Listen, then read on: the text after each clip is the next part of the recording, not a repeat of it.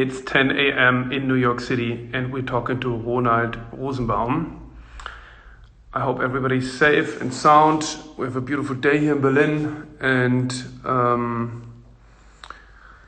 sounds like soon the government is kind of getting a bit more easy on the regulations. And I hope to find Ronald so he can share with us a little bit on his insights on where we go in the art market, in the art world, how New York City is doing, how bad it is, but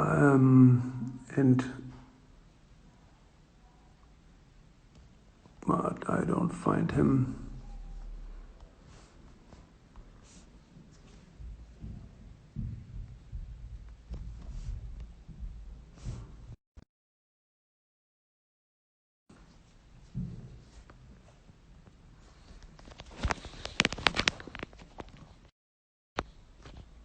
So, no luck, no Ronald. So then we try this another time. Tomorrow we're gonna have a 10 a.m. Speziale. We have a walk through our viewing room, and then at 10 a.m. New York City, we have some issues here. At 10 a.m. tomorrow New York City time, we speak to Katie Hessel from the Great Woman Artist podcast. A fantastic podcast I can only recommend you to listen to. So tomorrow 10 a.m. Berlin time, viewing room inspection and walkthrough, and the Q&A and discussing the work we have up. And then Ronald, here we go. A.m. New York time, the Great Woman Artist podcast. Ronald, hey, how are you? Good. How you doing? Not too bad. That's good to hear. So you're in New York, right? Yeah, right now in New York. Look how beautiful it is. Oh, beautiful. New museum just beside. Wow, nice. Wow. And how was we talked to Kenny Schechter last night. Mm-hmm. I mean, your morning time, night here, and he said that New York is not as bad as it seems in the media. Truthfully, I think the same. First, when we are confined, we don't see that much, and there's still plenty of activity in the city. And if you look at the stats, it's not as good as in Germany. It's not as good as in Germany. Like your stat is fantastic, but truthfully, like me coming from Belgium as well, when I see the statistic over there, if we had the same number of deaths and sick people over here, it would be a catastrophe.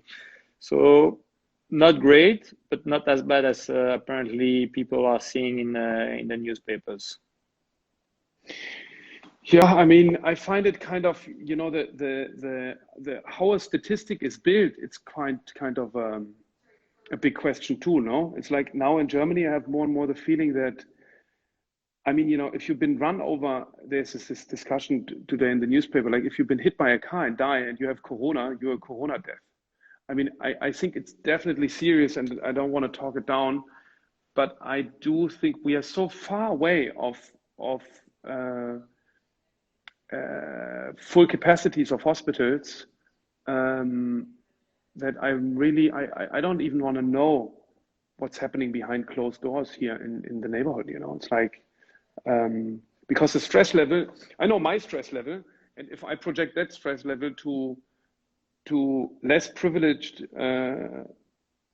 people, I think it's really intense. You know, so I don't know. Anyhow, we have to go through this. I think another big problem is that, of course, we're all in this together, but I think that it's really not equally problematic, you know. But how you work from home full time? Yeah, that's like a new thing. And I hope Elena, my wife, is here as well on another call.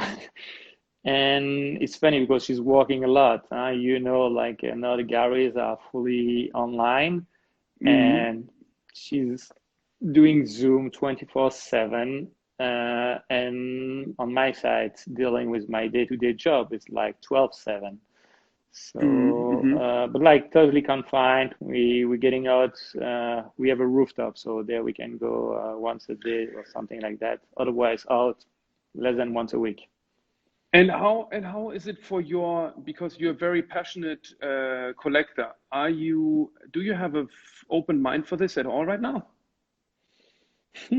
Um, I think we're coping with the situation. The beauty and the nightmare about it is like we're still lucky that we can enjoy art. There are like so many initiatives that through that process have been accelerated or have been given a new perspective.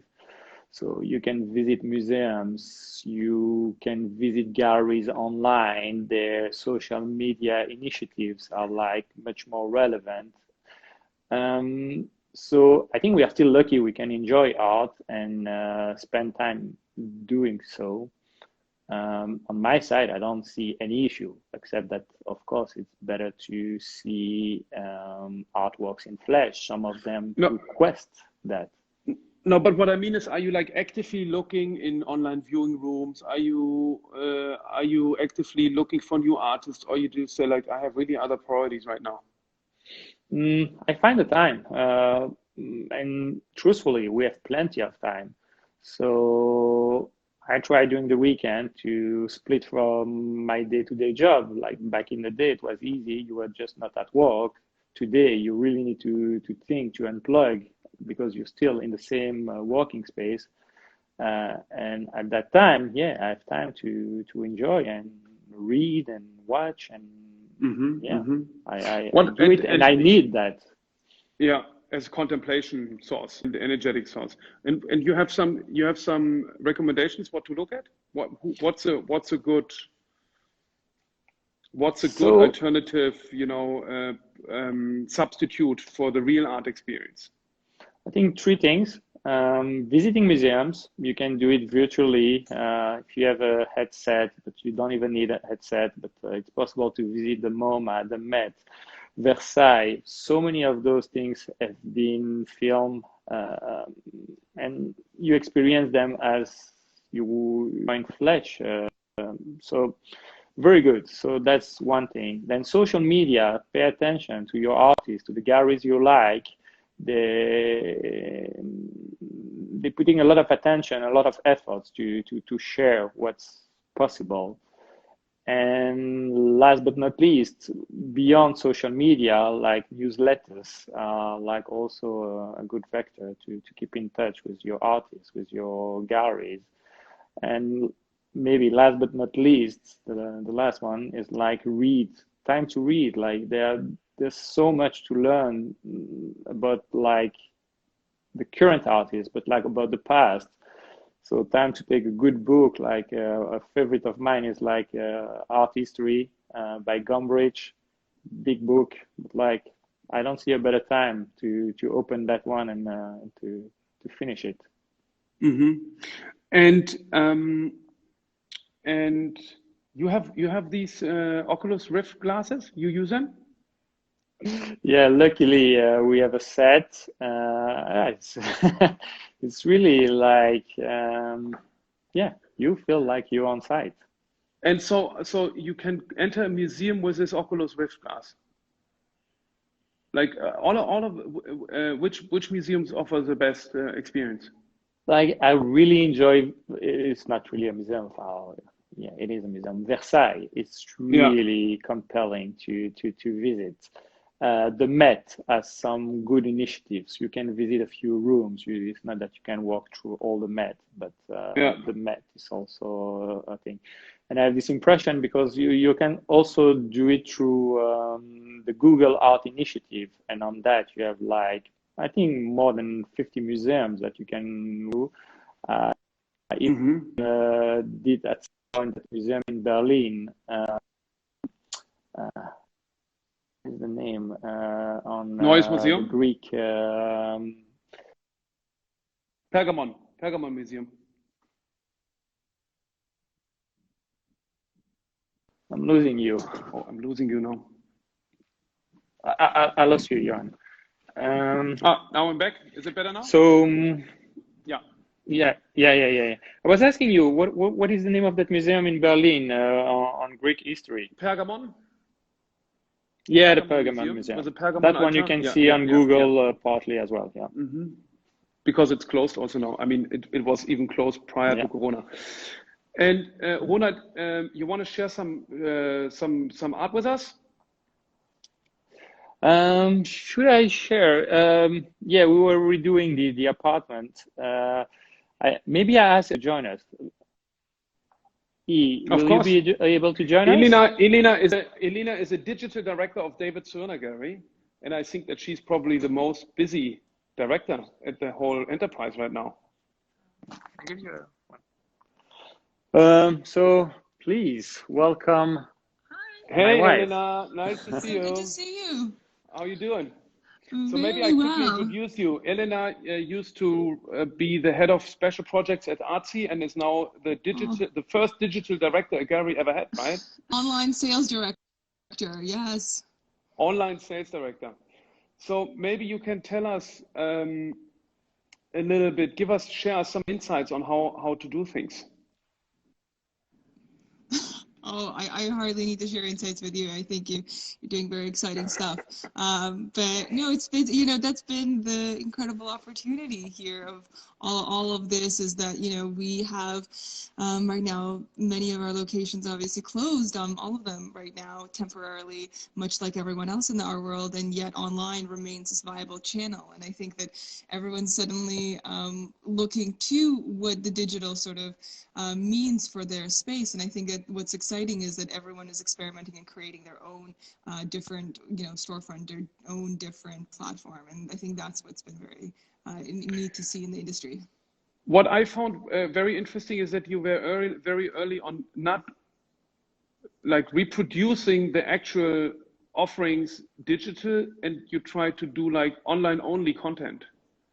Is this something? Yeah, but is this something you learned from other industries and realized like au vent privé, flash sales, or like looking at other fields, or where is this coming from? I think, as you mentioned, having been at Artsy for many years, it sort of was natural there to realize that the space has its own audience, and you need to develop sort of a program for your collectors who are online. That's not just a sort of a parallel of the physical spaces, but really brings something new. And there's so much opportunity with that, because if you're just trying to replicate the physical space, of course, the online space is going to be sort of inferior in some ways to, actually being with art in person. But then there's so many unique things you can do with online, such as play with, hierarchy of scale, or really create narrative context that you can't do necessarily in the same way offline. So that's where the opportunity is to create this sort of really online specific and online exclusive content and exhibitions. And I think the artists are excited about it. I want to hear about your experience with your artists and talking to them about online, because I feel like artists are just, it's a new space. It's a new, platform. It's a new publishing and an exhibition space for them. Yeah, we just launched König Digital, which is a digital app. Mm-hmm. But in fact, what we try, at least now for the first series of exhibitions, we try to promote and exhibit digital art in it. So it is not a digital space which promotes analog, physical work. It shows the digital space, and it was kind of interesting discussions with the artist Manuel Rosner, who built the space, because I've found it a bit awkward to rebuild the actual physical space digitally and then extend it. And I think he did that because he wanted to lead into the future through the present, and of course it's easier to access something already in reality, and then it's pretty amazingly done how realistically it's built.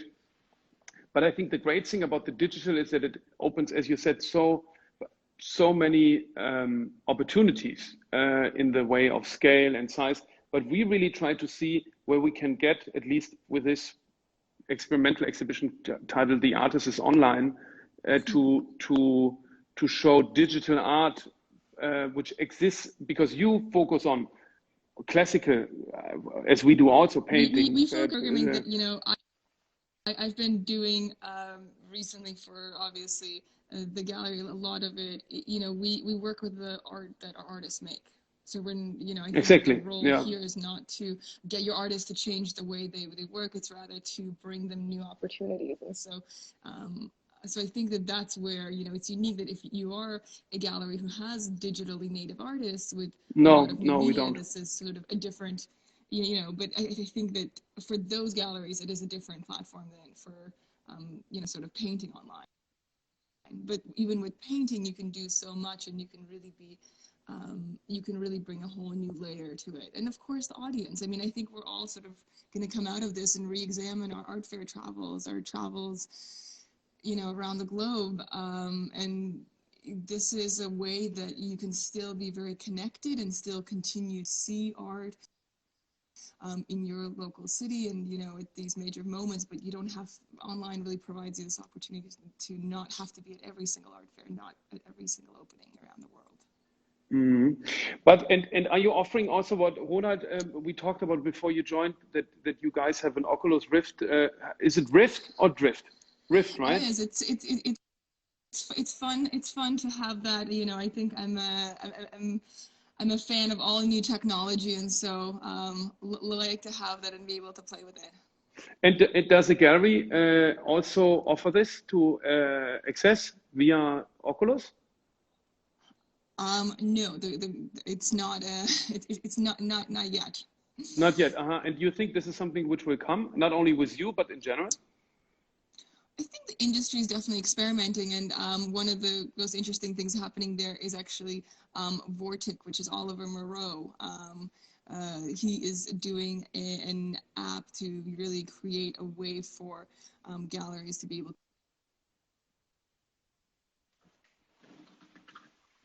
Oh, I lost this now. This started to sound interesting.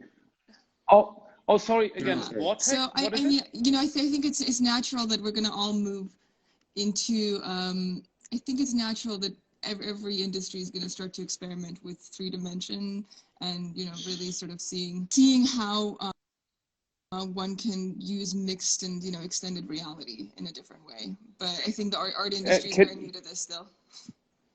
Can you explain again what Vortex is? I think you should have him on this podcast, or on this program, rather. Absolutely, yeah. Vortex. Okay, shout out to Vortex. Vortex, please reach out so we can talk to you. I'll put you in touch with Oliver. I think it's going to be great. Please, yeah. And Elena, you have another hint for those isolated, not able to look at art right now. Ronald said that he mainly suggests to go to the big museums and to the galleries people visit usually. Mm-hmm. And you have additions to make? I'm kind of excited about the younger gallery spaces too launching, and there's some that have been having online programs for a while. Like the Journal Gallery has this program that every week they do a different online first exhibition, and then there's sort of even our neighborhood galleries like Company Gallery and James Fuentes launching online different projects, and a lot of great programming. So I think that's the other part of it, is just, you know, the new access to artists. So I'd recommend people to check that out. So let me see, there come some interesting questions coming in here. Classic 10 AM question: what's your advice for young collectors? Continue collecting, still buy. We need to support galleries, artists, and there's no reason to change your habits. So. And I think that, you know, online, what kind of criteria? Yeah. Go ahead. Sorry. What kind of criteria are you looking for? Yeah, you read it, right? Mm-hmm. Oh, the Journal Inc. says hi. Did you see that, Elena? Oh, awesome. Yeah. Hey guys. So regarding the criteria, it really depends on your taste, your budget, the way you want to be involved in the industry. I don't like that word in the field. So it's really collector by collector. I know mine to be the same as someone else, and really define your own path, your own journey through art. You also want to answer, Elena? Ronaldo, I'd say reads a ton. I mean, I think you'll find very, very few people who read more to get educated and informed and really have a foundation. And I'm obviously very, combine both reading but also just visiting studios and talking to artists. I think for me, that's the sort of greatest thing. And Elena, what is best platform to experience art now? Hi. I don't know if there is a best platform. Obviously there is a multitude, and I think that's the beauty of it. It's much like you go and you visit a whole bunch of galleries. I think that's you tilt it up. Like that? Oh, sorry. Yeah. But maybe also the occasion to go back to some stuff available online that have been not so much watched recently. Very classical stuff like R21. Very great initiative. It's not a new thing, but like if you have time, have a look to, I think they have more than 500 movies available online. It's true in UbuWeb. And I mean, since you say platform, I'll mention the last project that, we worked on. The gallery is actually completely to support other galleries. And we did something to focus on 12 New York galleries, and we called it Platform New York. And then launching this week will be Platform London. So that's what I'm working on. And tell me, how did that come together? How did the selection happen? The selection happened literally. Some of the sales team, especially the younger members, we're all friends and colleagues and just of all of these galleries, and so it really was something quite organic.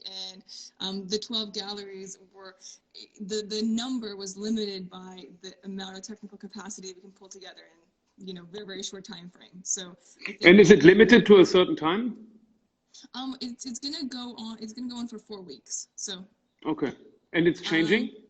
Does it make sense to revisit it and come again and again? Yes, actually. As galleries have obviously gotten, there's definitely quite a bit of changeover, which has been exciting to see. And I want to answer this question because as someone who is totally online, this is absolutely yes, and I think that's the thing, that online should always be complementary to the physical art experience. Yeah, don't forget, in a month or two, we'll be back on the streets, and art need to be experienced in flesh as well. It's totally possible to enjoy art online, but like at some point, some sculptures will reveal themselves even more by seeing them in flesh. And online is a place to learn, discover, get educated, and then go and just have that magical moment. Here's a good one. I like this. It's kind of a do's and don't. What would you never recommend to a young collector to do? No hurry. No read. Like I remember when I was young, a few years ago, let's say 10 years ago, when I started to collect, I read that book, not that great, on how to collect art by Adam Lindemann. There was one piece of advice that by luck followed. Don't buy anything for a year. Do everything during a year. Go to museums, to galleries, to art fairs. Read. After a year, when you start to have some knowledge, some taste, then make your first buy. But like, no hurry. So don't buy too quick and don't resell too quick either. I would say, right? Never resell. No rushed flipping. Thank you both so much. And please put me in touch with, let me see, 1 second. This was a funny one as well here. Oh, Oliver Barrow. Oliver. Miro Gallery. Yes. Okay, you will find out more on Oliver soon on our 10 a.m. show. Thank you both. Stay healthy. Bye. You too. Bye. Ciao.